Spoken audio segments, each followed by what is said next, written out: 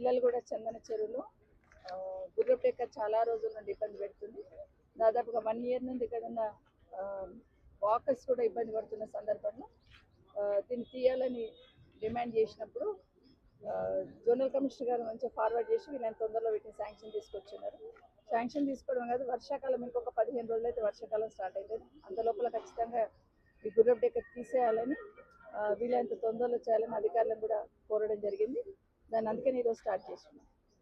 ఇదే కాదు, అసలు అన్ని చెరువులలో కూడా హైదరాబాద్ జిహెచ్ఎంసీ ఏరియాలో గతంలో చెరువులలో గుర్రపు డెక్క రాకుండా హెచ్ఎండిఏకి సంబంధించిన వాళ్ళు కంటిన్యూస్గా ఈ గుర్రపు డెక్క తీసేసే ప్రయత్నం చేసేవాళ్ళు. వాళ్ళ వెహికల్స్ రన్ అయ్యేవి, ఎప్పుడు ప్రత్యేకంగా టెండర్లను ఇదంతా లేకుండా వెహికల్స్ రన్ అవుతూ ఉండేవి. అట్లాంటిది ఈ జిహెచ్ఎంసీలో కలిసిన తర్వాత ఆ సిస్టమ్ అనేది పక్కకి వెళ్ళిపోయి మళ్ళీ ఈ టెండర్ రిజిస్టర్ చేయడం జరుగుతుంది. ఏది ఏమైనా ఏదైతే డెవలప్ చేస్తున్నామో వాటిని కాపాడాల్సిన బాధ్యత ఖచ్చితంగా అధికారులకు ఉంటుంది. అదే కాకుండా చందన చెరువులో గతంలో డ్రైన్ వాటర్ వచ్చేది కాదు, ఈ మధ్య డ్రైన్ కలిపేస్తున్నారు. దాన్ని కూడా డైవర్ట్ చేయమని ఆదేశించడం జరిగింది. వీళ్ళ తొందరలో దాన్ని కూడా డైవర్ట్ చేస్తాం. ఈ సంవత్సరంలో కొంత వాకర్స్కి ఇబ్బంది అయింది, ఈ గుర్రపు డెక్కతోని దోమలతోని. వీళ్ళంత తొందరలో క్లియర్ చేసి వాళ్ళకి మంచి వాతావరణాన్ని కల్పిస్తామని కోరుతాం.